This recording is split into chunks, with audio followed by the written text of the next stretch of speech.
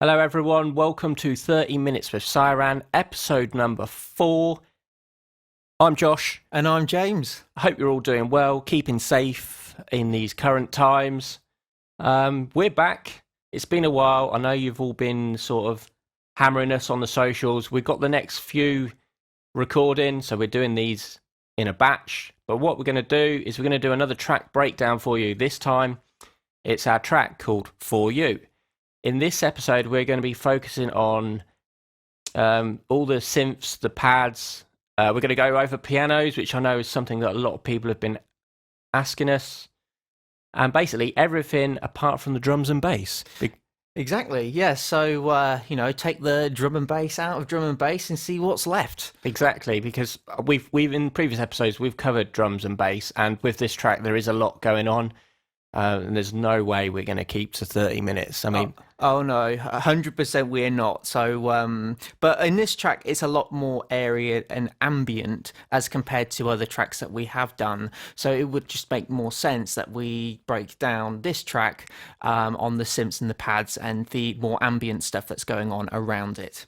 Yeah, and I think this project sort of sums up how we do things anyway. So it's a lot of sounds is something that we use in all our tunes. So this is more of an idea of what goes, the extra bits that go around that fill up the space. Because some tunes, you've got your drums and your bass, but then it sounds a little bit sparse. So you need that filler, and this is what we're going to go through. Exactly. And without further ado, we're going to start to break down.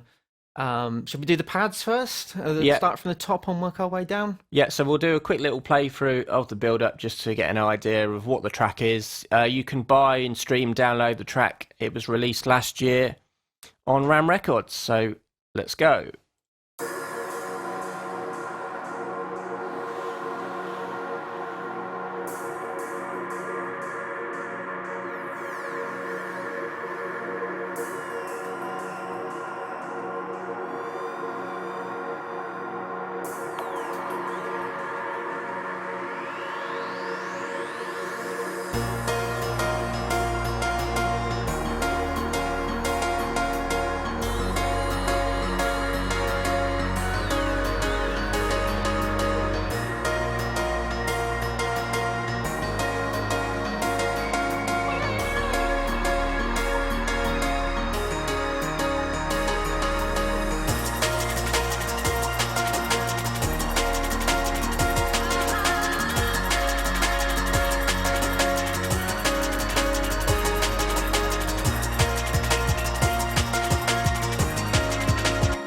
So there we go, you get an idea of how the track is. So let's start with the pads. And actually, when we made this tune, James, we did start with the melodic elements, didn't we? We did, yeah. So some of the things that I like to do, I can't exactly remember who started the very start of this, but some of the old projects that I've done, or when I sort of open a new project or want to do a fresh idea, is that I actually muck about with ambient sounds and pads and strings and just try and get something, a nice blend of instruments together at the very start. I'm not even thinking about drums, not thinking about bass. I'm just thinking about the ambient element to it and the background, because sometimes that, as Josh mentioned a little earlier, that can make a good track, a great track, if you've got that filler. Yeah, so we've got these two sort of, we call them atmosphere, pads, drone pads, call them whatever you want. And these actually sort of make up, they're in throughout most of the track in stages, so on the breakdowns, and the second half, the first drop as well, the sort of the rollout section, as we like to call it. Yeah, and the way that we control it, as you can see, that we've got automation clips going throughout the track where we adjust the filter and the volume level for both, so that it makes its sound movement. So it's never just that sound throughout the whole track. It evolves and throughout, and that's, again, what makes it something a bit different throughout the track, rather than the same sound constantly over and over. Yeah, so if we look into the processing, so at the end, you've got to remember you're building up the track, so we don't want these sounds to sort of drown out into the drop. So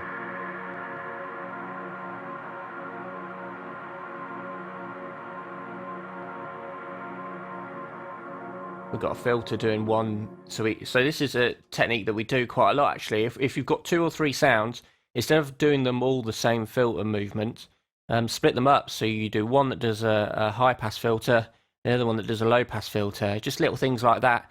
So it keeps things, I guess, interesting. And actually you can, the sounds merge off into their own little way. They're not just all a group of sounds all doing the same thing.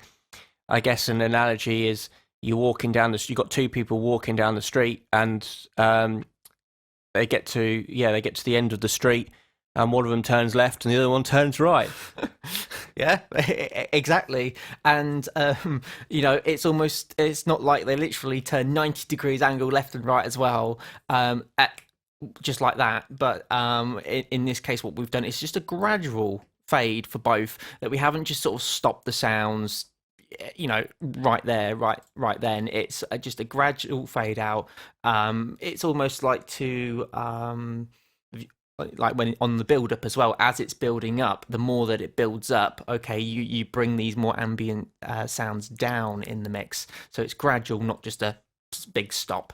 Yeah, exactly. So what we do, filter goes first. So let's do this first pad sound. We've just got a basic high pass filter, EQ, which is rolling off all the low end, and then our trusty old friend Zeta, I'm not sure how everyone says it differently, that plugin, and we're using it for the effects module. So what we're doing here is we've got a hall reverb and some delay. Yep, for those who've viewed our previous ones, this will look familiar. Yes, we love this synth, we love it. And then on Atmos 2, here this one has got a little bit of the sort of honky low mids scooped out. This has got a bit more sort of body to it.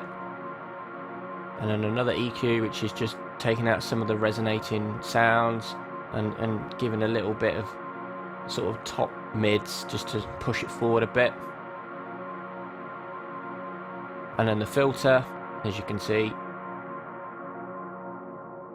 And then again, similar sort of thing. Again, a large reverb and a stereo delay this time. And then the only other things, these things here, is just gain control for a side chain which we routed to the kick drum. That's the atmospheres. You were going to chime in there, James, weren't you? No, not really. A lot of the different notes or the different movements will come from the piano later, and all the synth sounds as such. Oh yeah, and it's just a sample that we found off a sample CD. We find actually a lot of like techno sample packs and ambient are good for these sort of drone pads, and you can time stretch them as well and do all sorts. Some of the samples have already got a loop built in on them. Like if you drag them into your DAW, you'll find that even though maybe the sample is like sort of 30 seconds long, is that there'd be like a 5 to 10 second loop already built in. But even if it doesn't, in our case, we put it in as an audio clip. And then we find 8 bars, usually 8, 4, 16 or something, where you can loop it and it sounds nice. Yeah, right, onto the pads. I like this pad. It's cool because it does some random effects to it, which if you've listened to our previous episodes, you know that I've mentioned about before. Sometimes it's nice to let the computer and the DAW be its own instrument, and sometimes not having complete control can give some interesting results.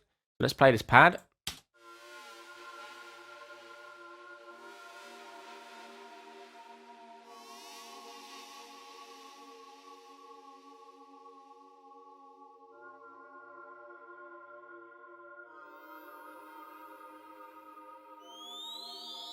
It's that little high sound that's going on that's really cool. It sort of randomizes.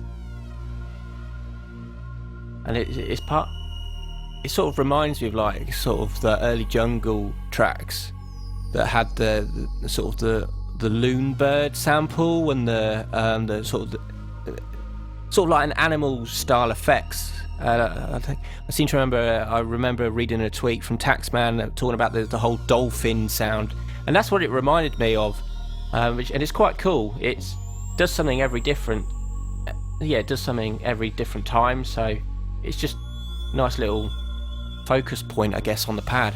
Yeah, and I guess with a lot of those sounds, like animal sounds, there's certainly birds, dolphins, or the classic is it moorhen? Is it? Yeah, the 808 state one, that's the one. That they do actually occupy sort of the same frequency as well, sort of up in that high area.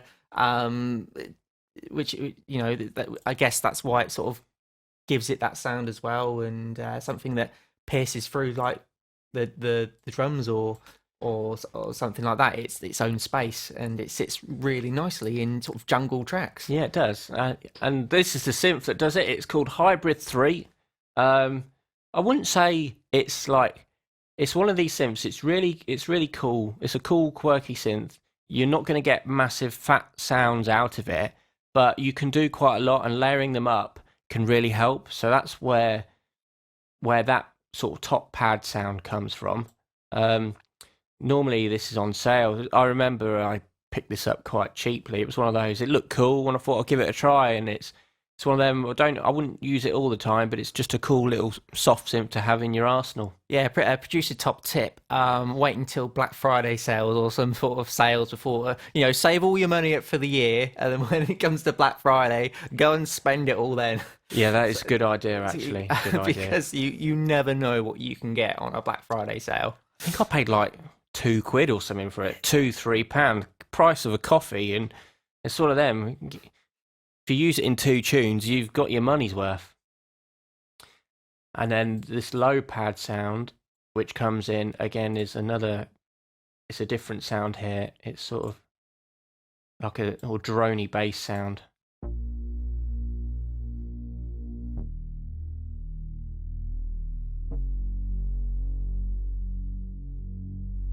It's not doing much, but it just provides that sort of low end body on the breakdown, gives some weight to it. Perfect for these sort of breakdowns, I guess.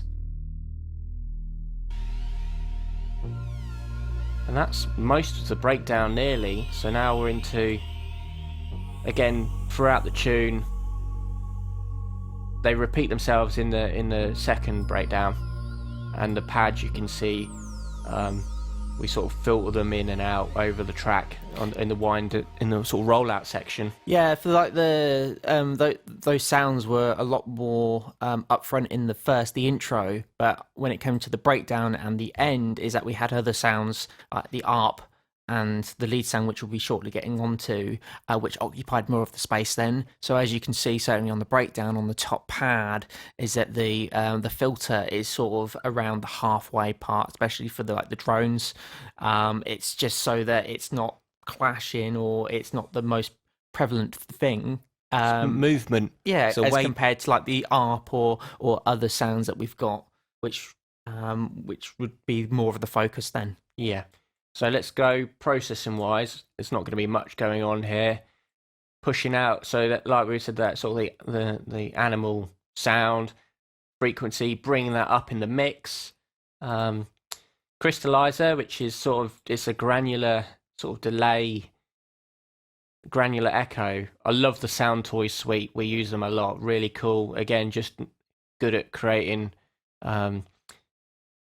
extra movement and just making sounds less boring, to put it bluntly. And then finally, there's a custom patch, which I think of it in Ableton as a rack. This is one that me and James have used and created ourselves for a long time. What it is it allows for parallel processing on the signal, which the way that FL works is each slot is a slot, so it works in a series. You can't do things parallel. The only way you can is to set up a patcher. So what this does is it takes the signal, it then duplicates it essentially. You parallel the delay, sound, and reverb, and then it processes them at the same time, not in series, and then spits it back out again. Yeah, and just to put it very shortly, it means that you don't have to put reverb on your delay or delay on your reverb. Exactly, because that's always an interesting question: is which order do you do, reverb or delay or reverb? If you're using aux sends, they're both doing them at the same time because they're on independent sends, and then you just blend it back in. Essentially, that's what we're recreating here. In the low bass, this will be a multi-band imager. Yeah, just taming the low end. You find with these sort of spacey sounds, it can be very wide, and sometimes you don't want that, so we're just sort of narrowing it there. Maximus, interesting, that's a multi-band sort of limiter. I think it's just for that sound, we wanted to not squash it, but control the signal so it's more of a solid sound.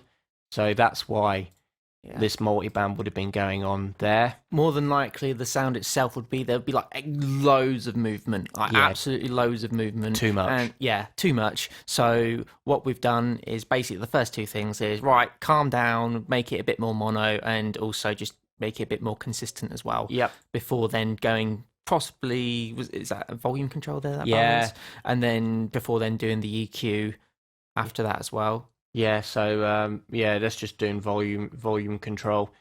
Again, we don't want all that low end bleed going into the drop. So essentially, this is just a fade. Gain control as though you're pulling down a fader. But because we are doing it, that's all we're doing. And then EQ, which is just taking off some of the tops, because this sound is not. We're not using it for the tops.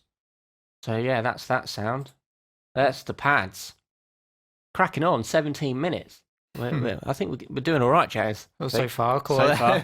Right. Let's work our way down. So we're in now into synth territory. This sort of sound is what I call the little bits and bobs. It only happens 4 times in the track, but it's quite a cool little filler.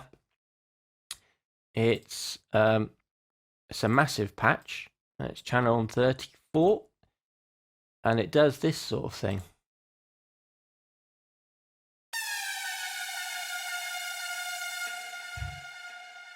Quite simple, really, just sort of a pitch bend sort of lead sound, but it works. It's quite good at. I think we put it in to just sort of use it as a transitional element. Yep, and it complements like the basses sounds as well. So it's just a little bit extra, something a little bit different as well. It's almost like an effect sound it's as like well. A horn, sort of a horn, like a air horn sort of sample, isn't it? That's what it's doing, because this is on the drop. So if we play the whole thing, or not in this case.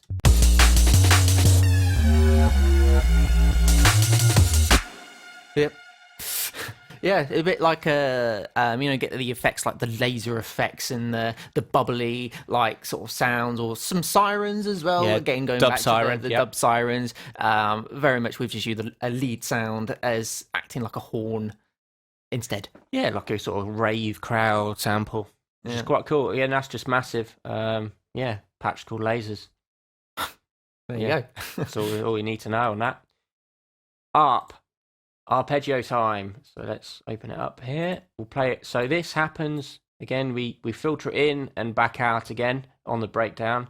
And then it's once again, it appears in its full element on the breakdown. Quite interesting, because I've just realised that clip ends there. So yeah, okay. I wouldn't call that a mistake, but we probably I don't know why we did that. That is not a mistake, but I imagine when we originally wrote the tune that we probably wanted it to be present on the rollout section at the end. Probably.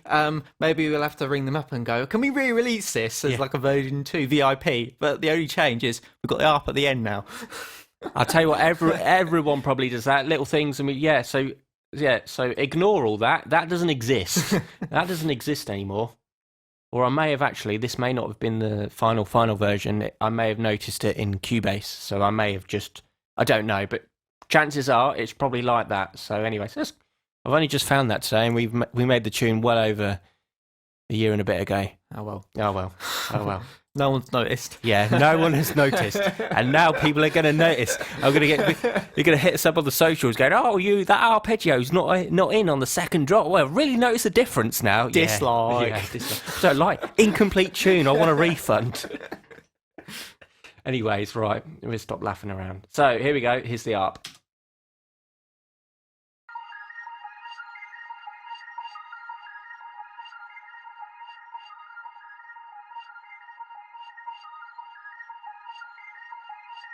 I like it. It's a proper nice little arp thing. It's not too aggressive, but it just sort of it's in the track, and it helps give the rhythm, doesn't it? And drive the track along. Filter, and that's on a low pass filter. Again, crystallizer. Yes, it's sort of sounding very dry, so it's Yeah. a bit like a delay, sort of just giving it a bit of wetness. Yeah. And an EQ, just Yeah, we're only really wanting that top part, to be honest. We don't want any of the lows. We've got other instruments the to pads fill and the stuff. mids and stuff. So no, we just want that high end. and then sidechain on the kick drum. Got a nice little it's got a nice delay tail to it actually as well. So that's that. And as you know, we like to sidechain quite a few things. So, Yeah. That's that sort of arp sound. Again, little things. The sounds themselves, and they're not powerful sounds, but just little bits to ear candy to keep the track interesting. Yeah. And I imagine now, if you go back and listen to it with a more analytical ear, you'll hear these little things more, and they just all add to the overall piece. On their own, yeah, they don't really sound too spacious, too wide, too wow. But then you listen to it in its entirety, and you're like, oh, okay, I can see why. I can see why that's been included. Next sound is sort of a bell. This is, again, used in the sort of rollout section. Sort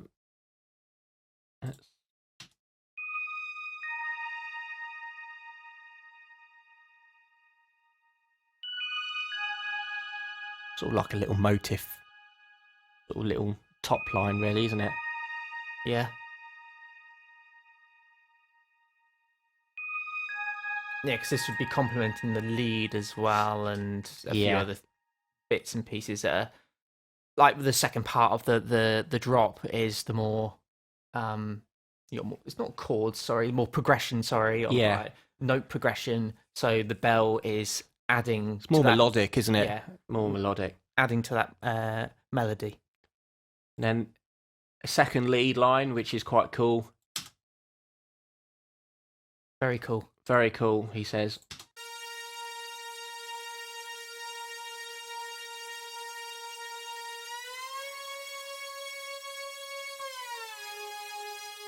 Good old Silent. Love it. With a lot of portamento.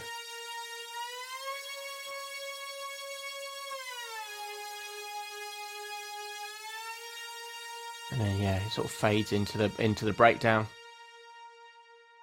Again, there's not much. It's just sort of quite trance sounding leads. If we played them all together now on this section with the pads, you can hear how it really starts to come alive.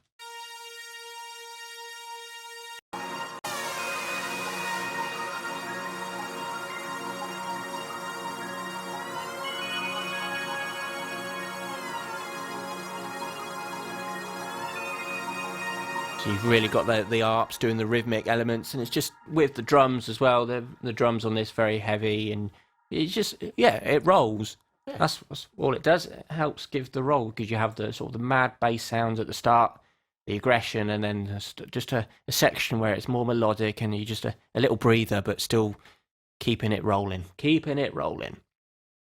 Right, we got about 5 minutes left, 6-7 minutes. So we're doing well. We are doing well because we've done all the synth parts.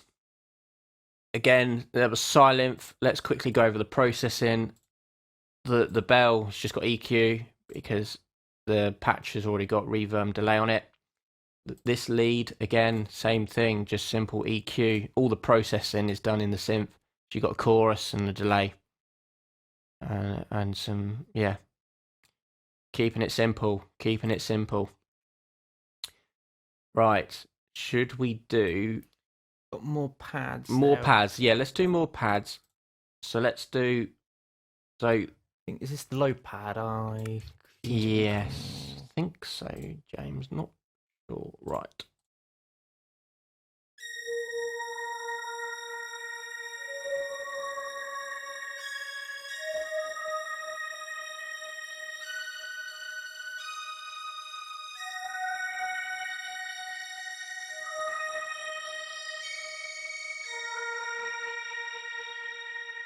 B station. Wow.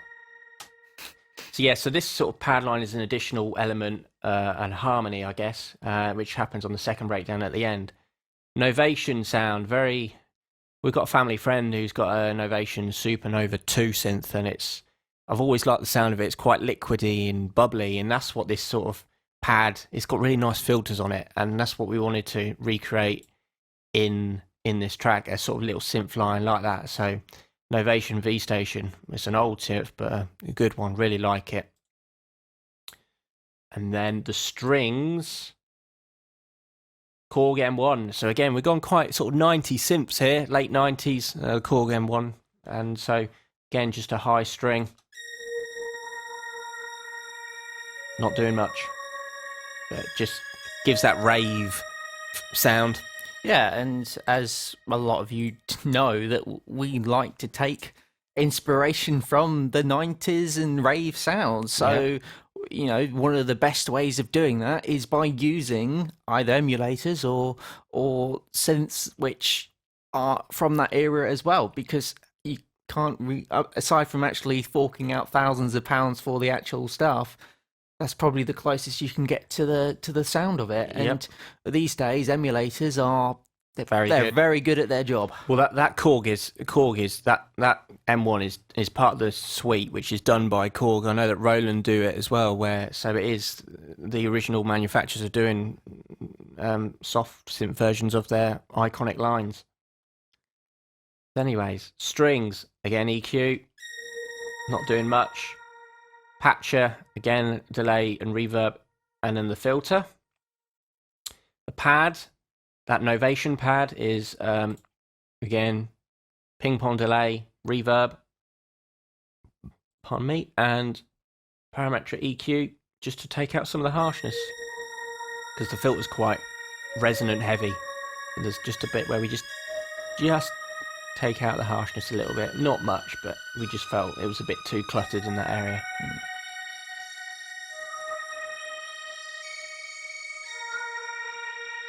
Love it. Right, piano time. Oh, there's strings. I forgot this. Again, it's just filtering in. But yeah, additional elements, and the strings are also in on the first. Again, just sort of a bit like the pads, just sort of building up with the building up, but then as the other elements, more like the drums kick in and it's building up, that again you can sort of see that it just fades out at the end to stop it from bleeding into the drop. Yeah. Right, I know we're at about 27 minutes, but we're about to hit the most important section on this video. I think the sound that people have been asking us to do. So we're going to go over the 30 minutes because I want to spend time talking about our pianos. Oh, we're making an executive decision right here. This is going to be an extended version as normal, but it's piano time, and I was really happy with this riff. And I know a lot of people want us to go through how do we process our pianos, etc. So let's play this riff in from the start so you can hear it.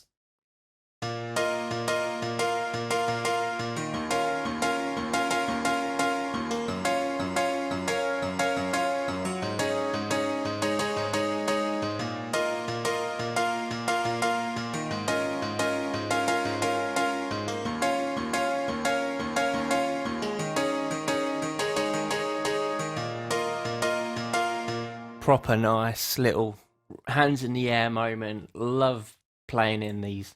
I love them.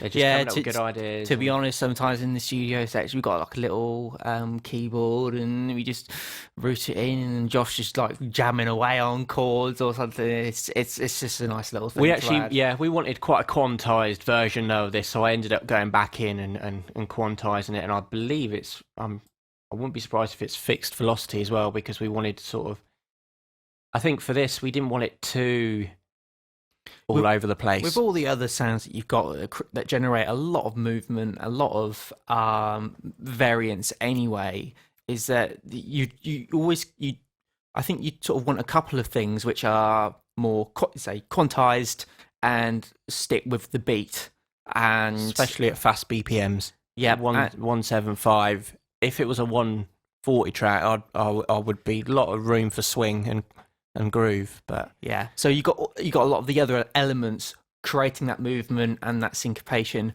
but we wanted the piano to be something that went with the beat, very sort of matched it quite nicely. So in this case, we quantized it, and if we do load up the piano roll, you'll probably see there's not too much velocity changing. Oh, there you go. Yeah, there's none at all. So those green bars at the bottom represent the velocity, and you can see they're all at the same level. Yeah. So that's that one, and this one is slightly different. Okay, so this is a combination of two Korg M1 sounds, which is something that we always do. Because what's better than one Korg M1 piano? So people ask about our pianos, and I would say we wouldn't do this all the time, but a good starting point. So the first thing I'm going to do is get out the piano. So Korg M1, Roland synths are what we like. So let's play this without the pros. So this is just one of them. Sounds alright, to be fair, but you find with this piano sound it can be a little bit thin.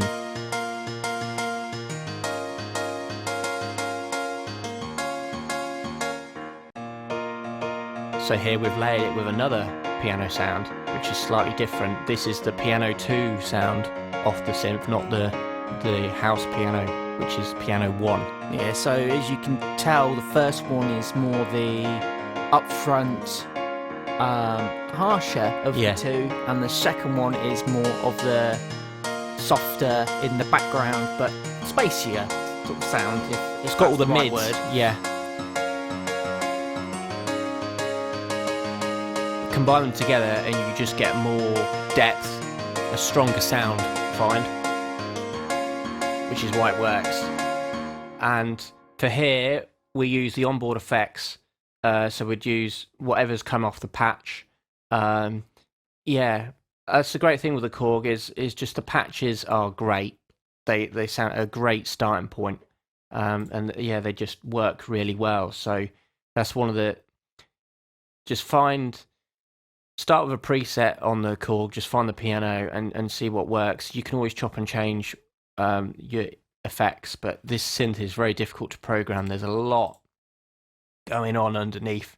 You can do so much with the wave tables or the tables, and if you want to get in and change the sound, you've got the filters, the envelopes and that sort of thing, and then you've got an overall sort of parameter control for it. So yeah, Korg M1 is what we do. Play in a riff.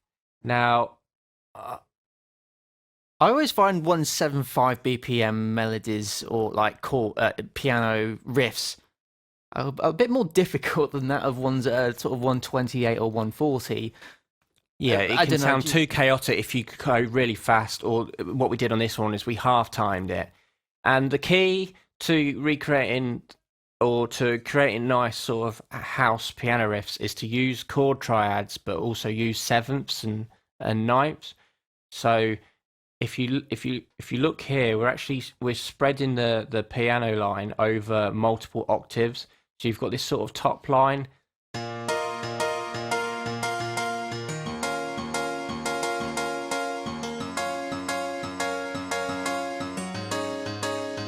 So by splitting the piano riff over multiple octaves, you get that bigger sound, that more of a harmony. And that's one thing as well, is I've spent time relearning a lot of the what I call the rave piano riffs. And you do, for example, Baby D, Let Me Be Your Fantasy is a good example of a tune. A lot of minor sevenths and ninths are added, which give that sort of fuller sound, and it just it just works really. And also you find that the what the left hand is doing won't be the same as what the chord that the right hand is doing. So you create the harmonies, which in turn leads to a sort of a more uplifting sound and a bigger sound. I'm not brilliantly classically trained on this to go into the theoretical sides, but you find that if you've got a chord, so in this example I'm just trying to think of a chord that we've used. So, if we use the C sharp, so that's a C, or a C minor, which would be C, D sharp, G. If you play that on its own as a triad, it would work. It would sound good. But sometimes if you then add the ninth, I think, if I'm wrong, shout, the ninth, and you play that at the same time, you get a bigger sound. So yeah, I'm not going to go try and explain it anymore because I don't actually know. I know by just jamming when it sounds right. Yeah, to be honest, even as I'm really not trained, and Josh knows a lot more about the theory side of things than I do, but even for someone like me who's not really had much of a musical background or knows much of the theory, is that when I play a chord on a piano, I know when it sounds good and I know when it doesn't sound good. Probably more the latter, to be honest, but you can tell by use your ears. I think the ears is the best thing to use. You know if a chord doesn't work. Yeah, exactly. So in this, we wanted a big sound played off over a couple of octaves. So that's what we did, and that gives the nice sound to it. So processing wise, you'd be surprised to know there isn't much. There's an EQ. Giving some of the mids. Again, a lot of the effects were done in the actual M1 itself, so this is just more of getting it mixing. Almost. Yeah, mixing. Get it in the mix. And I'd say this chain is something that we'd probably do quite a lot, or I would, anyways. So yeah, just dropping out some of the sort of honky low mids, the high mids to bring it forward. And one thing you've got to be careful with the M1 is it's very harsh on the tops. So sometimes knocking it back on the filter, smoothing it in the synth can make a massive difference. Yeah, and for a lot of the sounds like the more highs, we've got all the other sounds which are occupying that area. But for the piano, it's more the mids that are the section to focus on when it comes to the piano. Yeah. Filter, which is doing that bit, and then compression, so channel strip. One thing I always find with the compressor is, or with house pianos, is you want an overly compressed dance sound. So not afraid to stick it through an SSL. I like the E channel, and what we're doing is we're lifting up the tops as well, but some heavy compression to really just sort of control the signal. You can hear the compression, it's obvious. You wouldn't normally do this with softer pianos because we don't want the dynamics. We want a nice even sound, especially because it's going over the top of everything. So you want to get it mixed in. So you find compression can be the way. So if we have a look.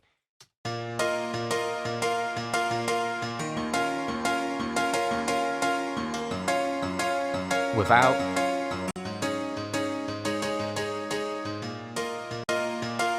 With, you can really hear the difference, but it's just gluing it all together. There's an EQ as well. I guess in this case it's not really like the biggest standout difference because on the velocity of the notes we've used the same levels. But I guess that for other tracks where we have used the piano, that they've not all been the same velocity. So again, like the compressor is more noticeable then. But even so, you can still, even I can notice the difference. And if I can notice the difference, yeah, I think everyone can notice the difference. Yeah, and later in the track we have this top line as well that comes in.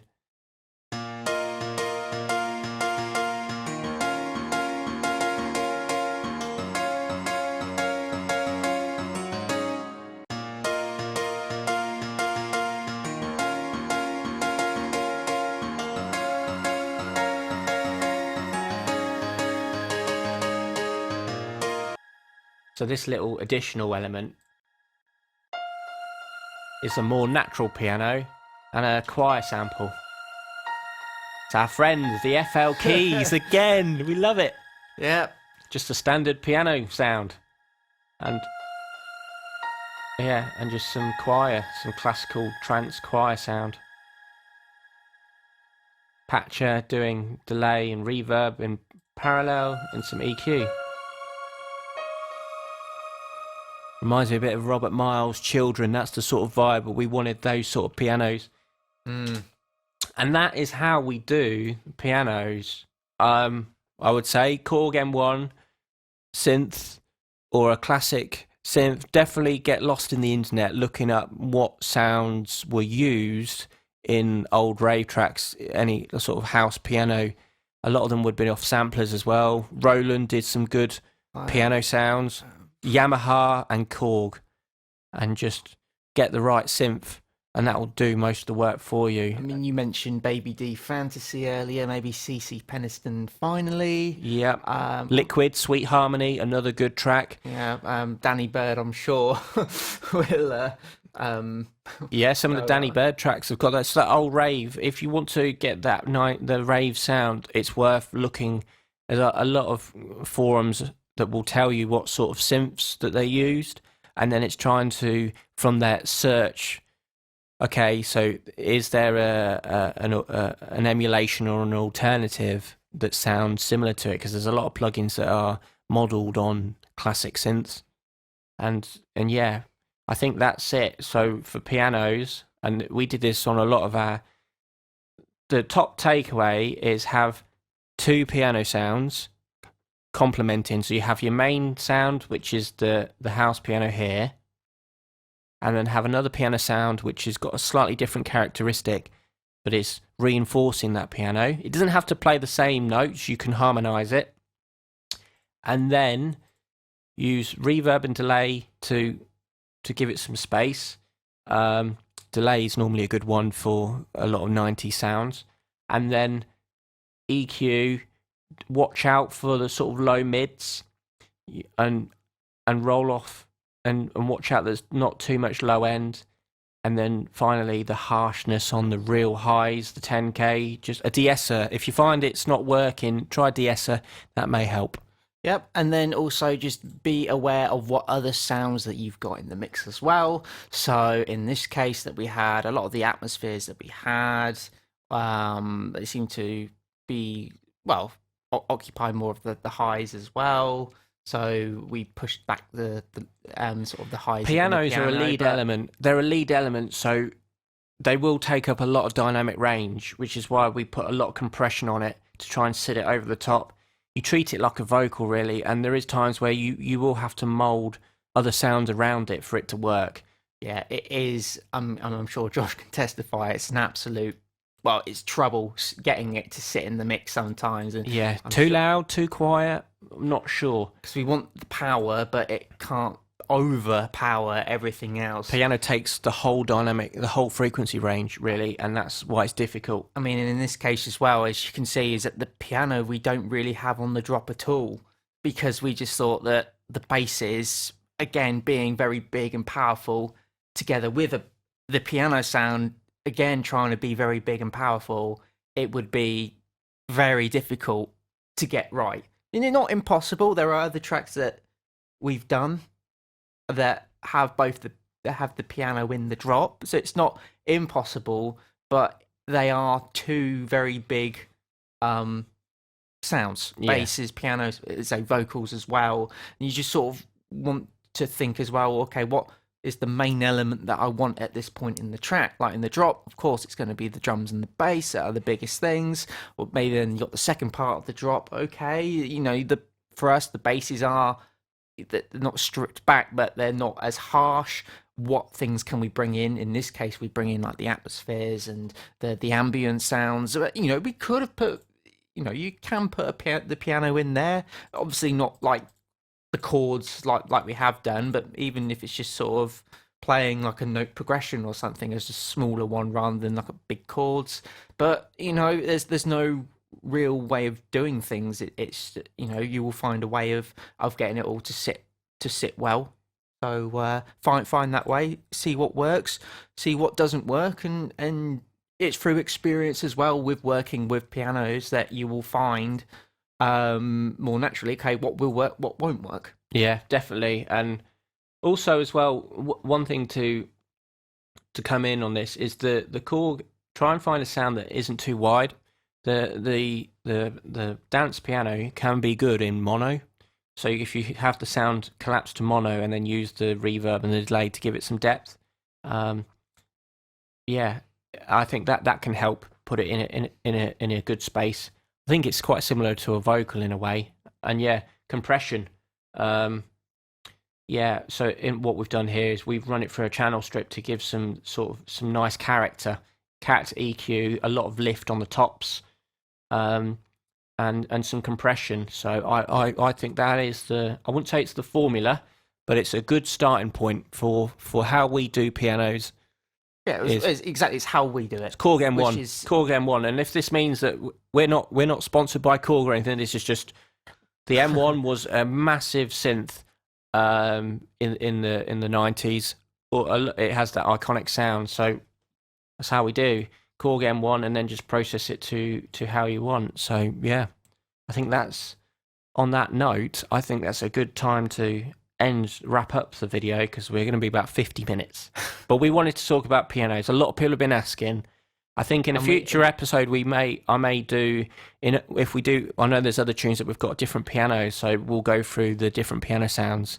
But it's all about find what you want, find the synth, the dance piano sound, and try it.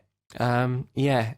It's not a Steinway. It's more of a synthesized piano sound. So yeah, I am waffling now, but yeah, because we're not looking to make classical piano sounds. This is dance floor. This is, you know, electronic music, and it's never going to be the forefront of a track. At the end of the day, it's called drum and bass for a reason. Yeah. But it's the filler. Again, going back to like the first couple of minutes, it's the filler. And if you've got a great ravey piano and you've got a great sort of backing sounds when the drums and the bass aren't the most big things, it keeps the energy levels. The listener, like, yeah, it keeps the energy, keeps the vibe going. And that's why we spend just as much time on these elements as we do with the drums and the bass. Yeah. So piano, EQ, compression, and also put some strings, the high strings underneath as well, just to help give some more weight. And that's all they did in the 90s, and they did it with limited hardware. So you want to get into the mindset of the 90s. Pete Cannon, check out his music. Follow him. His videos are amazing. He does that sort of old school jungle, hardcore jungle, and he does the same. You bash out a piano riff on a synth, and you put in another synth as well with some strings, and you just run it through some simple processing. You don't need to go over the top. Just let the sounds do their thing. Yeah, and to be honest, listen to some old jungle music as well. Good-looking records would definitely be a good shout to start. But obviously there's lots of jungle out there, but I say good-looking records would be a good start of, okay, what did jungle music sound like in the 90s? Yes, we use, here and now, we take a lot of jungle elements, jungle sounds, but actually, what was it like in the 90s? Yeah, just some listen. of you may not know. So, I would urge you to go back and listen to what jungle sounded like in the 90s. Yeah, and just try and listen from a producer point and hear what's going on. And yeah, and get lost in the internet. Research is good. Reading up on stuff like this, definitely something I like. And once you know what they used, or you have an idea, then it's you know where to look. You're not going in blind. So yeah. On that note, episode 4 wrapped up. Episode 5 we'll go through drums and basses and the vocal if we've got time, and the effects.